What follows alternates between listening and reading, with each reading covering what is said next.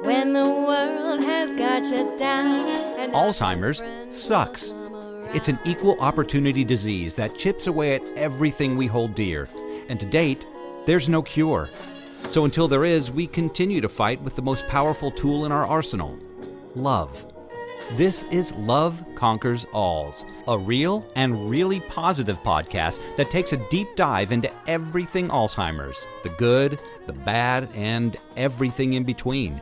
And now, here are your hosts, Susie Singer-Carter and me, Don Priest. Hello, everybody. I'm Susie Singer-Carter. And I'm Don Priest, and this is Love Conquers Alls. Hello, Susan. Hello, Donald. We're having a delay issue, so... We are. It's as if I'm in Europe or in maybe Mongolia right now, when I'm literally like 11 feet from you. Yeah. And we have this like massive delay, and I think it's intermittent. So it really makes for great broadcasting. And good conversation. Because then I can just run right over you. It does. It flows. It flows so nice. My gosh. Anyway, we'll spare you all this boring crap. But today is going to be exciting. We have going to talk to another incredible advocate for our seniors and their well-being. And it's really fascinating. And it's amazing to keep discovering how many amazing people are out there doing just, work that nobody's really applauding. Like, it's really hard work, right? Well, because they care. It's just because they care. They care for other people. It's not just about themselves. And, And sometimes it's a big fat vendetta. No, I'm kidding. Yeah, which it should be. Which is more fun that way. I'm mad as hell and I'm not going to take it anymore. Wow. Do you remember that movie? Okay. Network, remember? I sure do. Yeah. That would be Network. I just said that, indeed. Network. There goes our delay. Anyway, Dawn, what? Well, let's get to it. Shall I introduce our fabulous guest? Yeah. Except, can I just out H&M? I'm wearing an H&M sweater that's brand new. Uh-oh. And I just put it on because it's a happy color. It's a royal blue that I love. And look. Oh, my God. That is not good. Is that... Maybe it's that your biceps are so big, they just tear through the material? Sweater. I don't think that's... Yeah. Let's go with that. It's I'll go with very that. She-Hulk-like. Okay. Anywho. Yeah. See, please obvious. We have proof now. Yeah. All right. Anyway, can we get quality anywhere? That's the question. All right. Go, Dawn. Introduce our amazing guest. Jacklyn Ryan is a successful realtor and a USA Today and Wall Street Journal best-selling author whose world was turned upside down when her parents were no longer able to take care for themselves. She was thrown into the deep, dark wormhole of senior healthcare without warning or knowledge.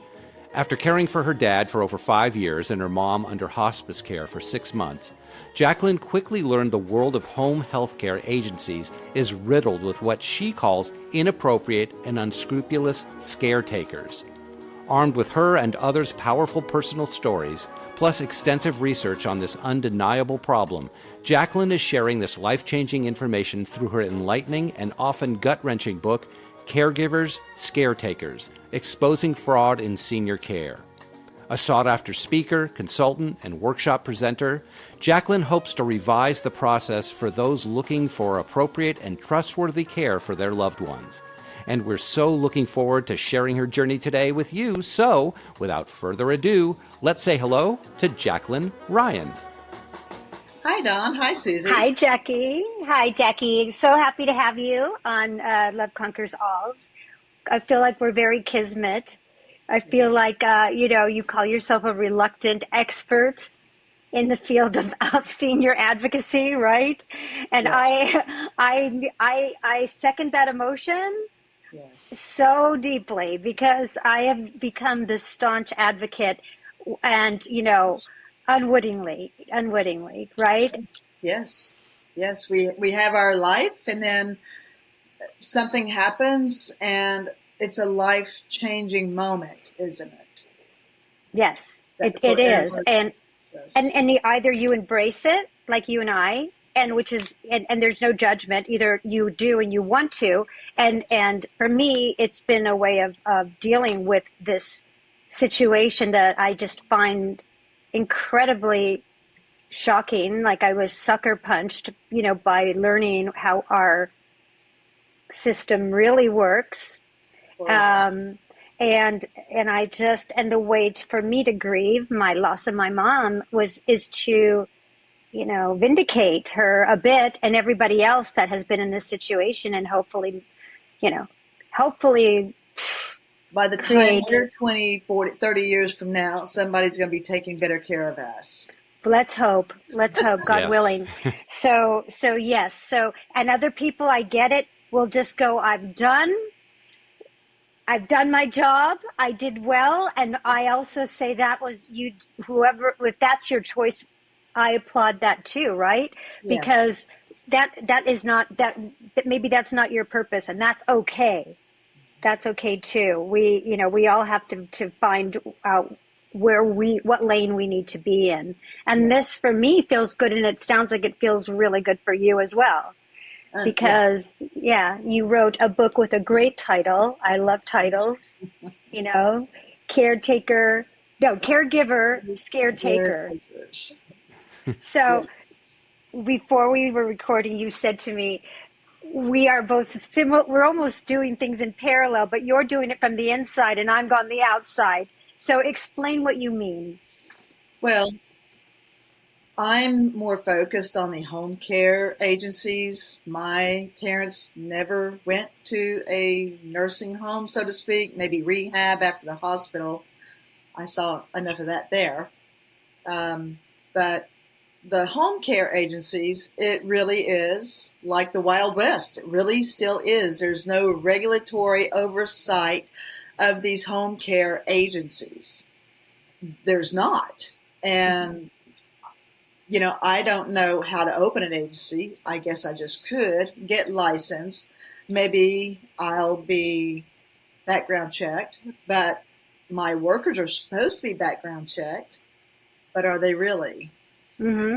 Mm-hmm. Um, in my career of commercial real estate, I have sold real estate in the state of Texas and the state of Arkansas, and in both states, I have been fingerprinted and background checked. So even if I was not in your house, Susie, and sell your little piece of dirt in LA, and I'm not even in a house, I have been fingerprinted and background checked. And so everybody needs to be aware of the real estate associations do require that of people, of us, coming into your home or selling a piece of dirt, not even being in your home.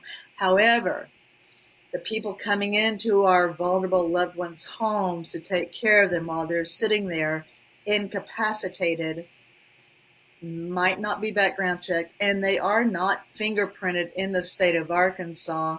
I cannot speak for the other states. I am working on legislators here in my state to get laws passed to require fingerprinting and background checks on an annual basis. Mm-hmm. It's so interesting because I was looking at, your list of complaints, for lack of a better word, and it mirrors what's going on in the facilities. And when so much so, like you said, well, I love what you say about raising the bar on caregivers. We'll raise the bar on the quality of care. Well, that goes without saying, right? I mean, we are severely understaffed despite CMS's, most recent edict of minimum staffing, which is well below what we really need. And that was just all performative and optical illusions to have everybody go, oh yay, CMS is doing something. Baby steps after 50 years. So and they are not, and so the people that the quality of care is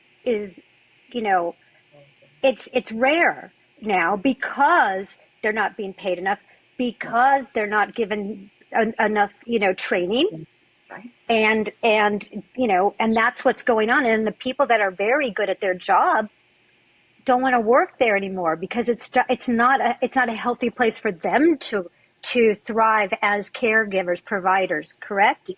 Correct. They care. You can't care. They can care too much where it hurts their heart, where they see, and they have to leave.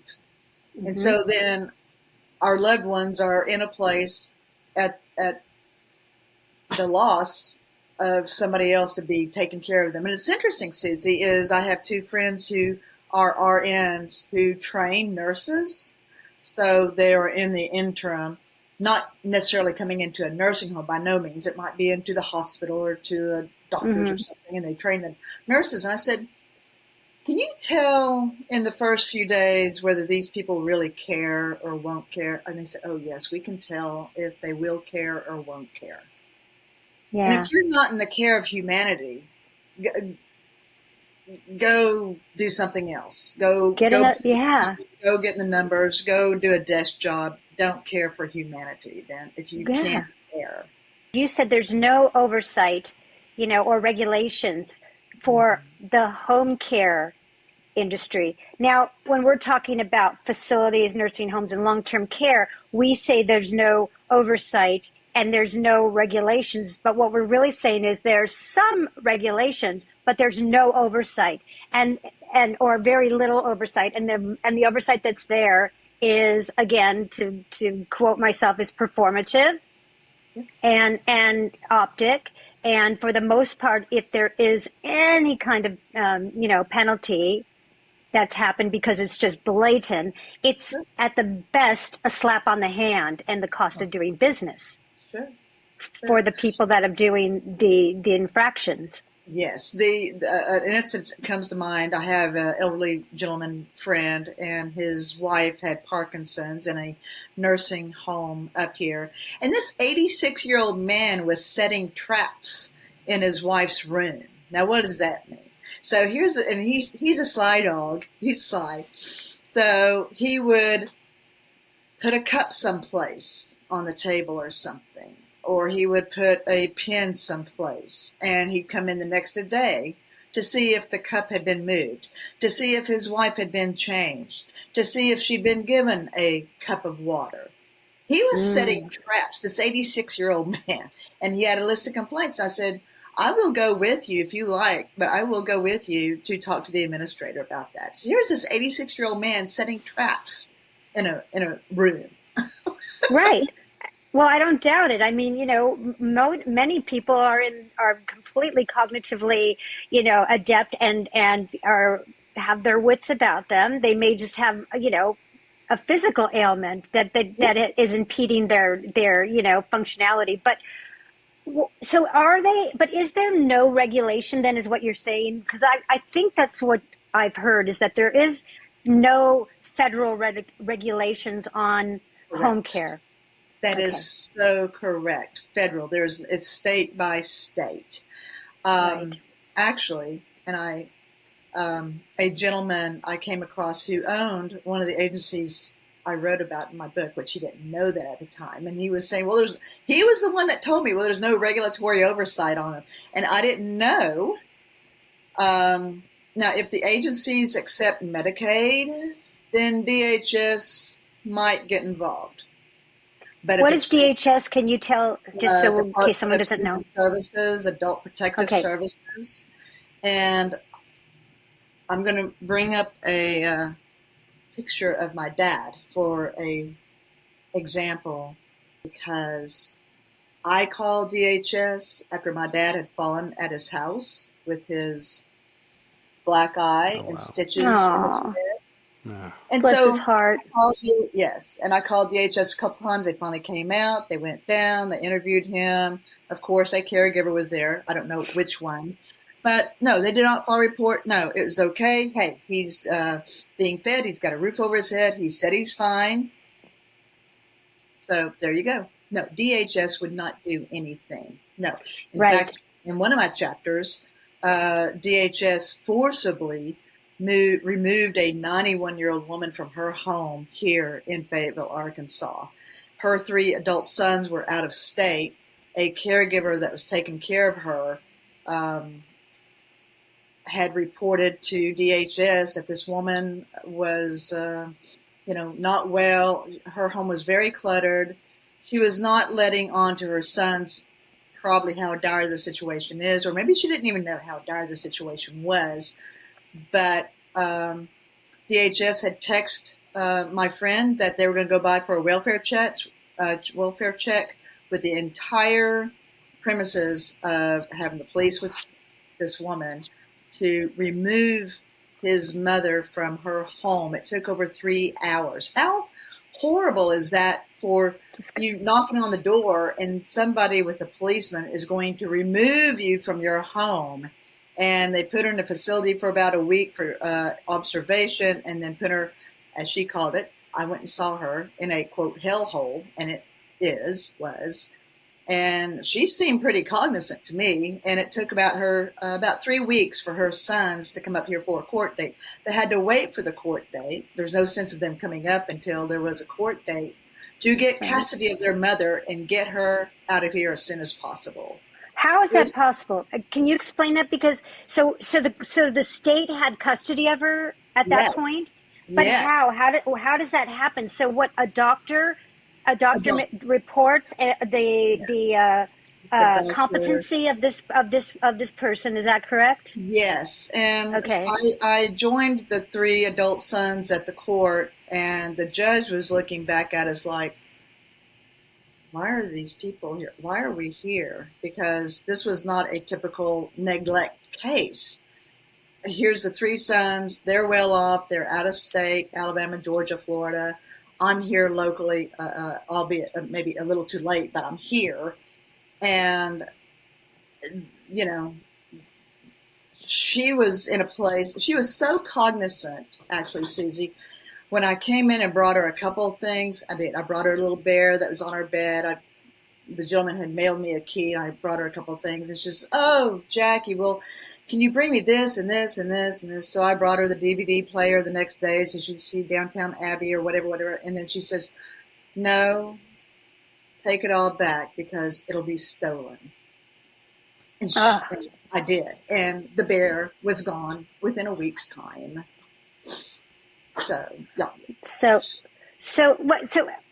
let me backtrack a bit. So you say you were there for this woman and the sons. Like, how were you involved in it? How did you, or as a sort of like a unofficial ombudsman? Is that? Well, no, I was, I do real estate. So then I was asked to prepare a house for sale and get it on the market. And, the boys came in town, got a dumpster, and just started throwing stuff in the dumpster so we could, and I got a landscaper to prepare her home for sale and everything. Her home is vacant.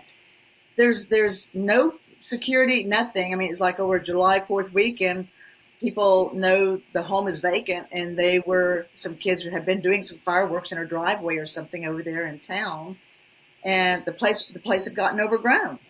Her mail was stacked So she up. was taken out of her home, and you, as a real estate agent, came in and saw what was going on, and so you stepped in as just a good citizen. Yes. Who are you, Jackie Ryan? I mean, my God, that's crazy. That's amazing. Thank you. And that's what I mean, Susie, is my career has been real estate. And then all of a sudden, not only my dad's story, which was about a 6-year story condensed into 30 pages, my mother's story of 6 months condensed into a few pages, but then I'm running into all these people I'm dealing with. This one gentleman, I said, and he was in Texas, I said, you're so lucky your mom's in a nice home down there. He says, well, let me tell you why she is. Home care agency, Maria was taking the money from his mother and giving it to her husband, who was getting divorced from her to go to Mexico, blah, blah, blah. And the CPA ended up calling the son about all this money leaving her account. It's interesting because it's like what you deal with more often than not in home care is financial abuse, right? Because once somebody like my mother gets into long-term care at that stage in her life, you either have paid down all your money, been made to, so that you can get into a home, because Medicare doesn't take do long term. So has to have less than $2,000, whatever it is, depending on the state. And then you can, then Medicaid will step in and cover your facility, your residence. And so, but with home care, you can still be on Medicaid in home care, I imagine, right? Or not? Certain agencies will accept that. Only certain agencies will accept that, and that's what I've learned, that, maybe DHS could have stepped in then. But if it's private pay, nobody's going to step in. Nobody's going to do anything. When I was having issues with the agency or this particular caregiver that was taking tens of thousands of dollars from my dad, accepting, receiving, however you want to term it, the sheriff's department, DA's, district attorney, nobody. Because why? Because I'm the whiny little daughter. I'm not exactly. the victim. Yeah, you know. That's right. Yeah. Oh yeah. Oh yeah. You better believe. Yeah. Well, we have PTSD from that. So when you contact, I mean, we've got a lot to cover as far as like starting off, finding the quote unquote the right person to take care of if there are any. Yes. Are they having you sign something that says we are not liable for anything that happens? Oh, and if they do say don't have that, obviously your recourse is it can't be enforced, or no one's enforcing it. But there is. What does that look like when you say, okay, I'm going to go with you, and you're going to bring somebody into your home? Like, what is their liability? Well, is what you're asking. My dire mistake. Any of our dire mistakes, we're in a crisis mode. Something happened. Yep. And we're in a crisis mode. I didn't interview 3 or 8 care agencies. I interviewed one, somebody I knew of, and there I went. And you just sign. You could probably do a 30-day out clause, something like that. There is supposed to be something, Dawn, like if you want to hire this caregiver personally and quit paying the agency, you might need to do a termination and pay the agency $10,000, $15,000, give them a termination fee, and then you could hire the caregiver direct. And that was discussed too with this particular caregiver, but it didn't happen. And I tell you, at first I just thought that the owners didn't know what was going on, and I dare say that I considered the owners my friends because I'd stop in their office and they just thought the world of my dad, and and we would talk and all this. But as years wore on, and then when she, the Scaretaker, told me in front of a neighbor that, she'd been in jail before for meth years earlier. And I did find her a picture on mugshot.com, and no wonder she had a beautiful smile because her teeth weren't real. Yeah. And I went to the agency about this. I said, did you know this? And he turned it around. He says, well, yes, but we kind of inherited her, Jackie, because I had moved her from one agency to this agency, because the other agency had the accounts receivable woman embezzling money and stealing from the company and double charging us time and a half. And so I didn't know the background of this caregiver, but my dad liked her, so I moved her, and another lady had already moved into this other agency, so I just moved Claire to this other agency. I would assume, of course, they'd do a background check, and I would assume that they are vetted to take care of our loved ones. Don't you think, when you hire a home care agency?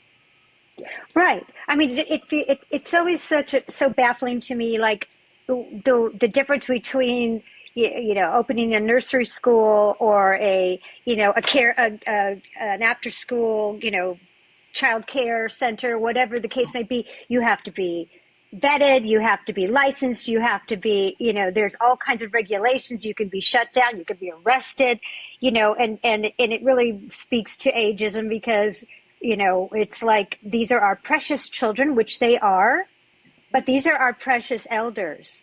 Yes. And they're not being treated like that. And uh, it's absurd that there's no regulating body for home care, and it's such a lucrative business. Yes. On top of the fraudulent activity, like set aside the fraudulent activity, it's super lucrative. And I'm right to say that Medicare is taking care of a lot of those payments, right? Yes. So that's federal money. Yes.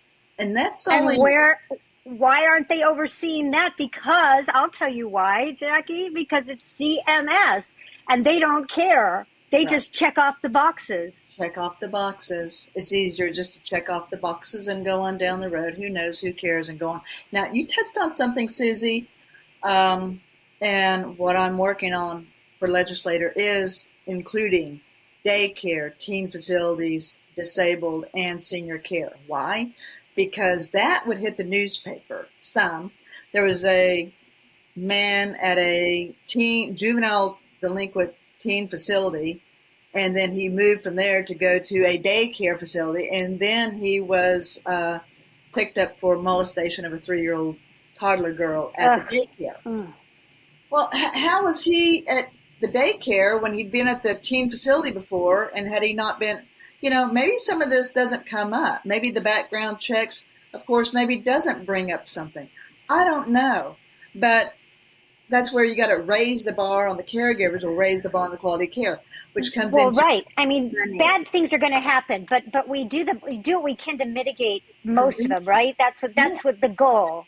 So, but if you have nothing in place, then it's really just, like you said, it's like the wild, wild west. It is. I mean, we have plumbers come into our homes that are bonded and licensed.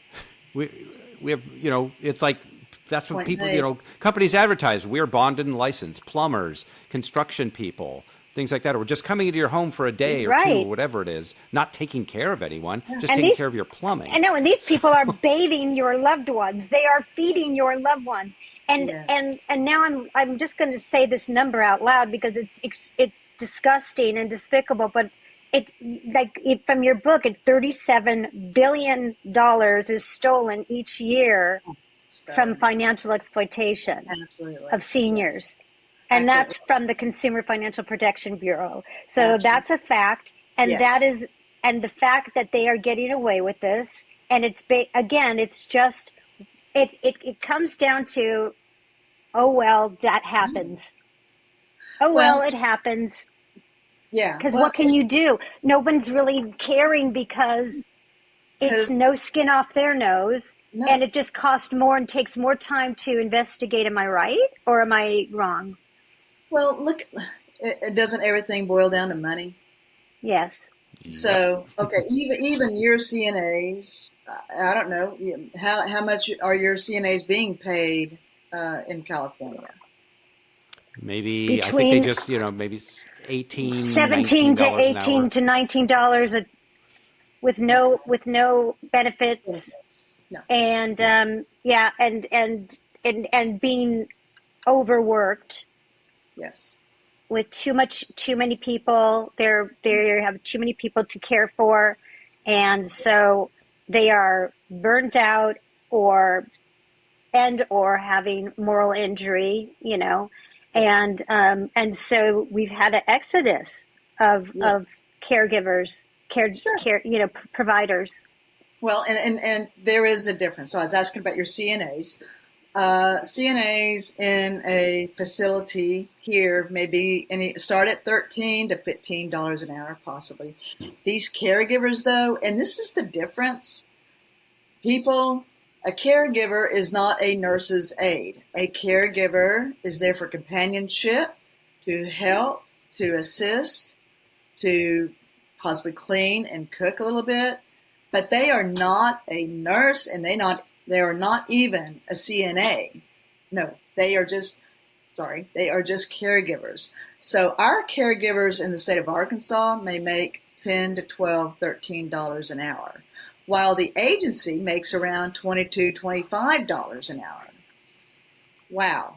And in Florida, it may be $15, $16 an hour, while the agency makes $35 an hour. So there's a huge gap here.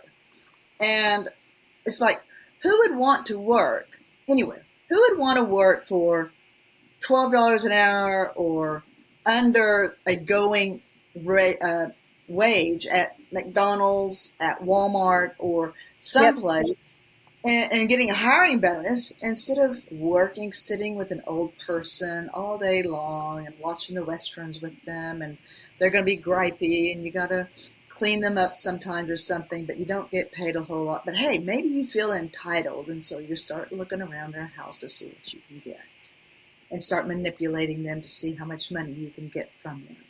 It happens that easy. Right, right. I mean, I know that, before my mom went into a home, when I had her in my house, and before we had the caregiver that you saw in my film, my mom and the girl, who was like our family, and I was using people to help me from agencies. Yes. First of all, the first couple that came had no experience with Alzheimer's at all. And one of them was she was super nice. And then before the night was over, she goes, "I'm out of here. This is too hard." Yeah. I was like, "What? What do you mean you're out of here? I need you. What are you doing? Where are you going?"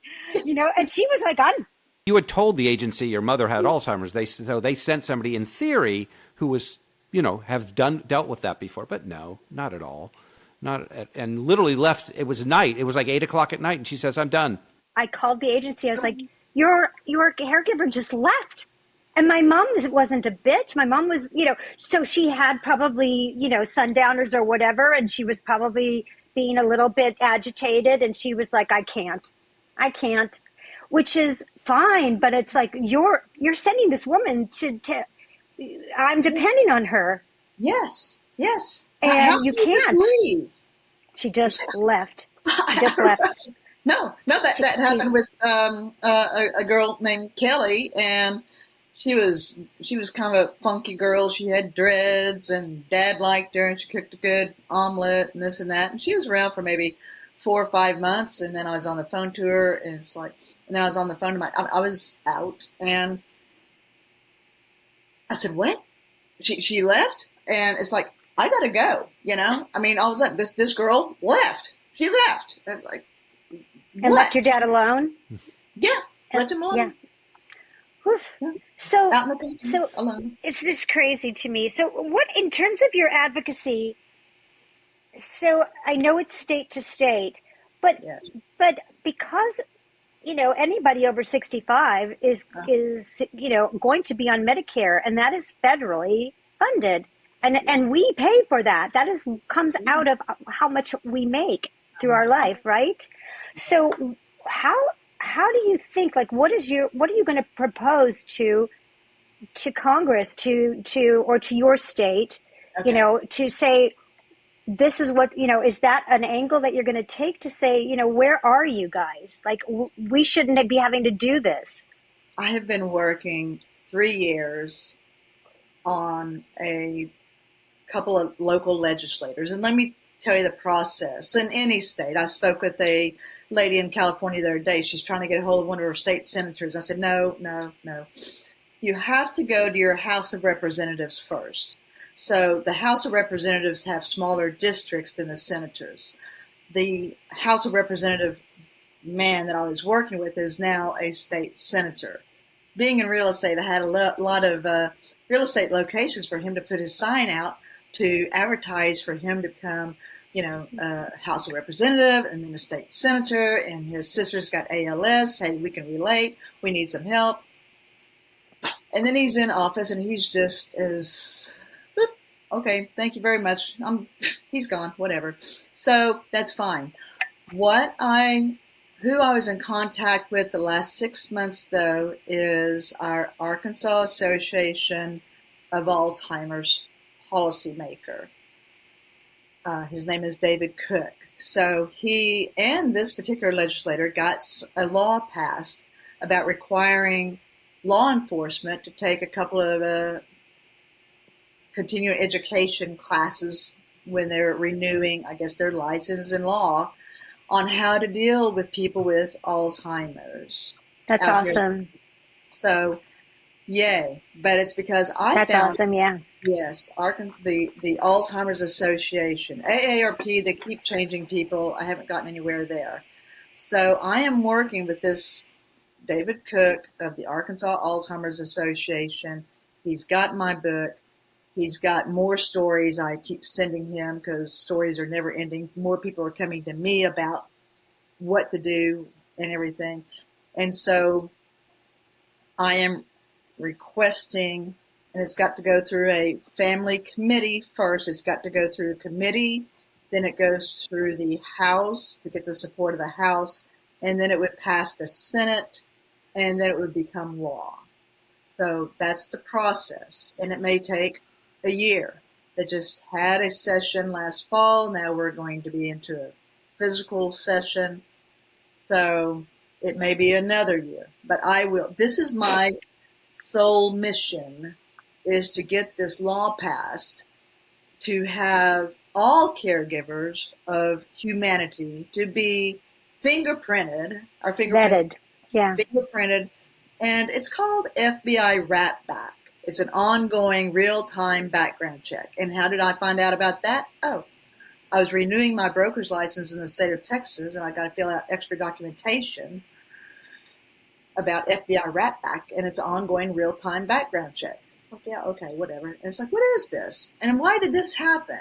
Oh, so in Texas, I guess there were a lot of realtors who'd been in jail and doing real estate transactions, dealing with the public out here. So the Texas Real Estate Commission got this implemented.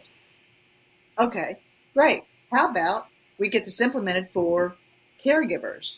How about nation? How about for anybody who cares for anyone on a one-to-one basis to be FBI Rat Back, ongoing real-time background check. So if Missy is up in Vegas and gets picked up for meth dealing in Vegas, and she's going to go back to the nursing home to go work, it's not that your state department, it runs through your state police. They're not going to do anything, but they would notify their current employer, hey, living facility, did you know Missy was picked up last week for meth? So then the owner, the employer would know. The employer would know. Otherwise, they're going to take their sick leave, vacation time, get it done, and they're still dealing meth or doing meth outside of living. Right. Okay, let me ask you a question, just playing devil's advocate. So let's say that gets enforced, that gets, that policy comes into your it becomes a state policy. Okay. And so Missy gets picked up for meth, and then they alert the agency that she works with, and the agency goes, oh, okay, thank you very much, but they still send her out to homes. Can they do that? I guess they could still do that. They would know. Yeah. And then what's the recourse? Yeah, what's your recourse after? Let's say you find all that out, and they knew. Now what? If the law's not going to back it up, that's where oversight. Yeah. Law. That's it. The law's not on a lesser level, and some people might say it's exact same level. I kind of think it is. Only it's not human beings, but. When, one time, for the first time, I was on a festival circuit with my film, and I had to leave my Yorkie, my beloved Yorkie, with a company called Rover.com because we were having a heat wave, and it was and the film festival was in Palm Springs, so it was going to be in the triple digits. So I wasn't going to bring her because it was way too hot. And she had a collapsed trachea, as Yorkies do. Long story short, the Rover.com, you guys, said, their advertising is that, these are all, excellent people, and this is their vocation. And the woman that I picked, her profile said she was experienced with older dogs and giving medication, yada, yada. My dog died less than 24 hours in her care. And what I came to find out was that none of their dog sitters were vetted or bonded or checked or background checked. None of them were. So it was just, if you wanted to put your profile on rover.com, you can do it. So, and I'm not talking out of school, listeners, because here CBS News did a story on me and two other families who had similar things that happened with rover.com. And so they're still in business. They're still in business. And I'm sure that there's a lot of really good sitters that are incredible. And, but the fact is that when you have a company that represents themselves as an aggregator of these kinds of services, you just assume that you're in good hands because you didn't go on Craigslist. Right. Yes. And to further that conversation, I have used care.com, and care.com is a nationwide, same thing, pet care, senior care, children care, some other errands or something like that. I used them one time for this elderly gentleman before he put his wife into the home, and it worked out okay. For the reason, I say, okay, on behalf of him, he's 86, she's 84, she's got Parkinson's. We're looking for somebody to come in twice a week to do some cooking, cleaning, companionship, and experience with somebody who's got Parkinson's. And so some people would show up on screen and this and that and everything. Okay, we're offering to pay $18 an hour, which is more than an agency would pay anybody else. And I found this lovely lady who had come from California to here in Northwest Arkansas. And I got her, we spoke by phone. She knew I was going to do a background check on her, which we did for extra money. I did call her a reference in California. She had been taking care of a quadriplegic a couple of years earlier or something. And she worked out great for a few months until he had to put his wife into a home. So it worked out. On the other hand, that, yes, I've heard other stories about care.com. You cannot ever be too careful. There's nobody to talk to at care.com. It's you hire the person, you fire the person. Right. So they're just aggregating, and it's really a platform for people to go to, and they don't take responsibility for the services. It's like, here you go. This is a one-stop shop where you can go and find people and then it's on you. It's incumbent on you as the customer to do exactly what you did, Jackie, which is to do the background check, to do the interviews, to do everything, because you can't assume that anybody is just sight unseen right for the job. No. And so, which is so scary. It's really scary. Something comes to mind, and why I did my book is, and the same with you, Susie, with your background. You were filming, you were documenting. I was documenting things going on. I was documenting so much. I was making copies of the care sheets and this and that. I was getting into the company's business because I eventually started picking up the care sheets and started highlighting, this box is blank and this is, my dad's constipated. Well, he's in the hospital. Why? Well, he's got pecan pie, pork chops, and corn on the cob. What do you think? I mean, I'm not in this business, but what do you think? And, I was getting in their business, and it got to the point, the reason I did my book was I had so much documentation. It's like, okay, other people would just say, I am so glad that chapter of my life is over. I'm glad it's done. Close the book and go on. But when I started realizing it's not just me, it's all these other adult children out here that we're dealing with the same problems, and the same problems, different places, whatever. And COVID and all these people, they're not qualified to take care of our loved ones. They are not. When you, of course, assume, hey, if you're going to use a realtor, you assume the realtor should know something about real estate. We should. So, you do your film business. That's what you do. I expect you to do the best you can do because that's your business. You hire a home care agency. You put your mother in a home. You expect them to take the best care of humanity because that's their business. It's really simple. It should be simple as that. I agree. So, but what a big question. Oh, okay. I was going to say there's a huge question, and then maybe it's too big, which is, I need to hire somebody. What are the red flags? And I know there's no way to guarantee anything, but how do we mitigate the risk when we start to go out and start looking for someone to take care? Okay. What you need to do, interview at least 3 agencies or 5, 8 individuals. I'm saying now bypass the agency, hire direct. But if you've got to hire an agency or hire direct, ask the person if they mind having a background check. You can conduct a background check. Ask about their record.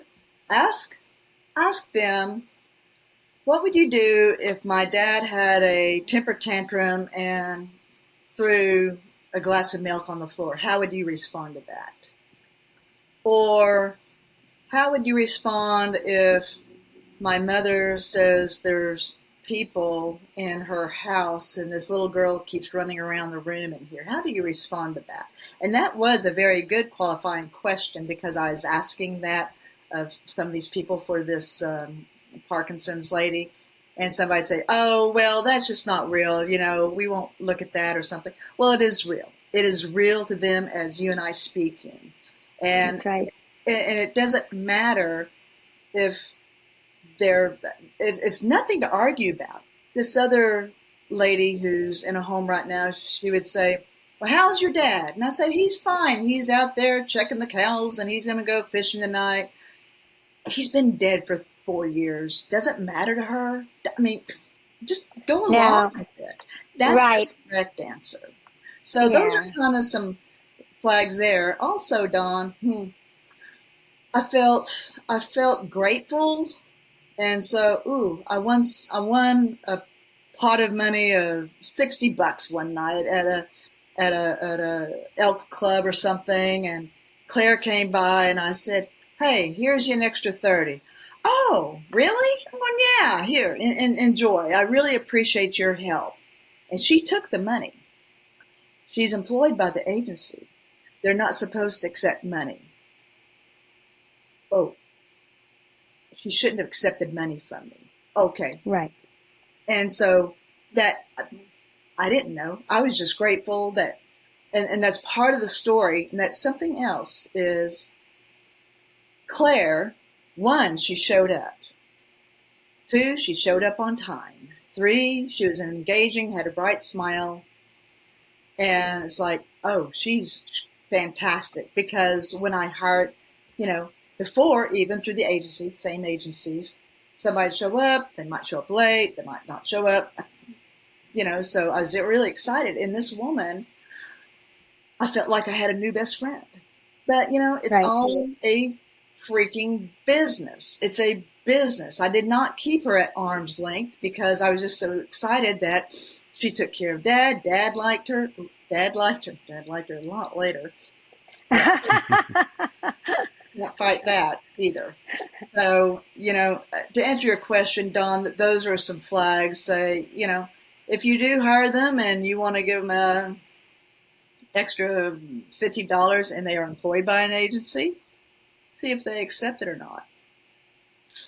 So that would be one. So you're checking on their honesty. You're checking on their education and experience, because at the very least they should be experienced in like whether you have Parkinson's, dementia, any of the dementias, Alzheimer's, a lot of those kinds of behaviors that we're not used to are very, very common.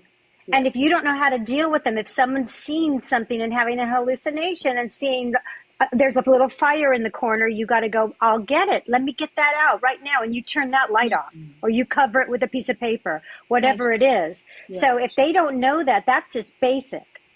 That's basic for someone who is supposed to be a professional caregiver. So if they don't know that, it's not your job, nor do you have time as a family caregiver. It's obviously, if you're paying for someone to come in, to have to educate them. Yes. Yes. And even my mom, which there was a time I was dealing with 2 different agencies at the same time. My parents have been divorced 30 years, whatever. They live 30 minutes away. So dad and the deal going on nearby here, and then my mother, and having to spend the nights over there and deal with the different people coming in. And my mom lying there, and it's like, and I'm saying this because it's just so small but meant so much, is she loved watermelon. And the caregiver said, well, she didn't eat anything all day long. I'm going, oh. But my mom was lying there with the cancer, and I would give my mother a bite of watermelon like the size of my small finger first joint. Not my thumb, but I don't know how I know this. And I gave that to my mother, and she's, oh, that just tastes so good because it's cool. Cool, yeah. Chew, and to do that. And, how do I know this? I don't know how I know this, but you just know this. Good grief. And so that was something that way. The first week with my mother, with this other agency, is when this woman came in. She was coming in late, and she stole my mom's narcotics. She stole my mother's narcotics. I reported the agency. The agency just moved her on to another client/victim. They did not fire her until 45 days later. I've got the police report right here. Yes, she admitted, she did a written confession. She stole my mom's narcotics for her ailing mother-in-law.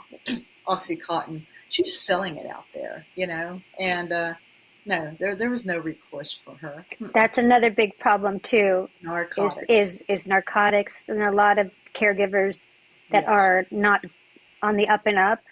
Right. That's another abuse that happens as well. It is,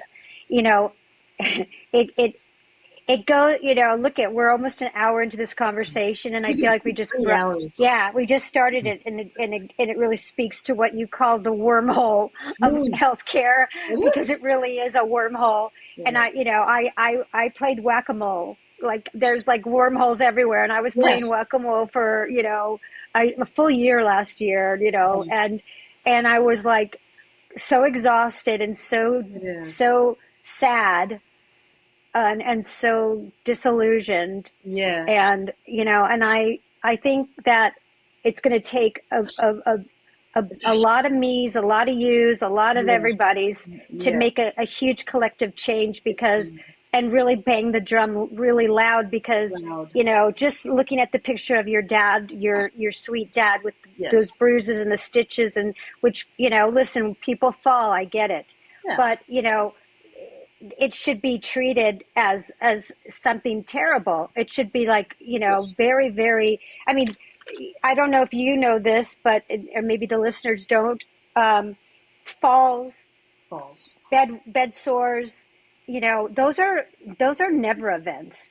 Those should never happen. Caregivers, those are for hundreds of years. Florence Nightingale has a list of what is the responsibility of a good nurse. And one of the things is your patient should never fall, and your patient should never have a bed sore, and right? And I mean, those are basic things, or a UTI. They shouldn't have that. So these are never events, and so when they happen, you have to take it seriously and say, what's going on? This is not good care, right? And you can't let people say to you, like I just said, people fall. Yeah, they do, but they shouldn't. They shouldn't. That should be the minority, but it is the majority. He had fallen 4 times in 1 year under a different inept caregiver. Not the Scaretaker, but he fell with her a couple times too. But when he fell the 4th time and broke his elbow, and he's like 88 years old, and of course he's a smoker, And I spent that night with him, and I called the agency. Oh, I was removed as his healthcare POA also. Yeah, so that was a whole story. But I called You'll have to do a take. We'll have to either everybody read her book, read this book, yes. because and get all those details, because the fact that you could be removed as the POA, and that's another thing that happens. And in the documentary, I talk a little bit about it. The fact that there's a lot of intimidation that goes on, where they, caregivers, family caregivers, will be told, we'll report you for abuse. Yeah. We'll get your loved one as a guardian of the state. We'll take them away from you, and so you have to don't report us. You got to and basically they feel they're intimidating you. If that's happening, you need to go to your adult protective services, or I would say ombudsman, because most of them are great, but most of them are toothless. So go to your protective services, your adult protective services, law, maybe an elder law attorney, and get it on record what's going on, because do not feel intimidated, and if they're intimidating you, that means that they have no scruples. Right. So best to get ahead of them, right? Yes. In fact, I'll dare say, since we are unfiltered, I have a negative review on my Amazon on my book, and it's somebody who's got a vendetta against me. I was removed as my dad's POA because I was making questions of spending $300 in groceries within about 8 days for this little skinny man. $300 of groceries that went walking out the door. And I am, in fact, still in contact with one of the caregivers that was wrongly fired. And that's why I was removed as my dad's POA, because I was into the home care agency's business too much. I was making too many questions. And I lived like 4 minutes from my dad. Who else best to take care of my dad than me to be so close by? So, this is a problem too. That's a huge problem. And trust me, I've talked to many caregivers who have been intimidated, and it's unconscionable, and that's another thing. So we got a big system that's broken. And we need to, until it gets fixed, everybody needs to be on their toes and really know what's going on and educate yourself. Yes. If they're in a facility, educate yourself. This documentary, I hope, will, enlighten everybody as to what's really going on. I'm not a person that likes to, tell you that I'm not telling you that the sky is falling. That's not me. I'm Pollyanna. I want to think everything's good, but this is the truth. This is what's going on. It's real, and it happens, and it's ugly. Yes. It's ugly. Yes. Terrible. Thank you so much. Is there anything that we didn't touch on that you wanted to say? Oh, no. Thank you, Susie and Don, for bringing the abuse of the elderly to the light. The light shines, the cockroaches run. And we have to all work together to bring this to fruition. I can't do it by myself. No. You can't do it by yourself. We all have to work together, and there's so many different facets going on out here affecting our seniors that will eventually affect us 10 years from now or more if we don't take care of it. We've got to get taken care of by the time we get 80 years old or whatever. Yeah, for sure. Or just sick, because it's not just old people. It's, I interviewed several people in their 40s and in their 50s. And, if you are beholden to a facility, you are dealing with the same issues. Maybe a little less of the ageism, but there's going to be the ableism that'll just make up for it. So, yeah. All right. Thank you so much. Thanks, Susie. Thank you. There you go. It's the same. It's the same fight. Just a different, different venue. Venue. Yeah. It's crazy, right? Like, it just seems like it's so daunting, but we have to stay positive because, I know. We need more Jackies. We need more Susie's. Dons and Susies and all my caregiver advocates out there, our Ellens and our Elizabeths and Christinas, and they know who they are. Yes. There's so many of us out there, and it's in it, but we can't do it alone. If we need a freaking gigantic village. We need Well, yeah. a country. Yes, because every day we find out that there's more and more, and now this is just another arena. I mean, it's in the same world, in a different Right. arena that's, like you say, exactly the same. And it all, Yeah. in the long run comes down to money, as we found Yeah. out. It's Follow the money. but Yeah, you know I what? We know. got to try to remain positive. We have to remain positive and we have to just keep putting one foot in front of each other, and do it the Yep. best that we can do, and just we have to do it. There's nothing more important. There really isn't. And that's why we're doing the documentary, No Country for Old People, which, by the way, our shameless plug, we are still looking for people to help, help financially so we can finish this We're thing. halfway through. And we have a wonderful GoFundMe, and you can go to the National Consumer Voice for Quality long-term care. It's a mouthful, but they do so much. They do so much, and they're our fiscal sponsor. You can go there. We get more money if you if you go directly there. We don't have to pay GoFundMe their percentage. This is how desperate we are. We need to get to the finish line. This movie's going to be impactful. It's going to be powerful. We give you our word on that. I mean, we are in the groove and we are making it happen. So we're very, very, very proud of it. We have over 75 incredible interviews. I know if you listen to us, you've heard this before, but it doesn't matter. We're telling you again because we have a wormhole of healthcare that we need to get through and clean it out. So let's do it. And because Yes. I love you all, and I love you, Dawn, because the world. Yes. Yep. And I love you, Susan. Thank you. And you know why? Why? That's because love is powerful. Yes. Love is contagious. It is. And love conquers Conquers all. We thank everyone for watching or listening. And please do subscribe and follow and tell people about us. And we will see you next time. Yeah, and also one other plug. We are on the Whole Care Network. You can find us there. It's going to be great. We're going to be there. So we'll keep you posted. It's all new. It's all new. But until then, you know where to find us, and have a wonderful rest of your day, weekend, night, whatever it is. Bye.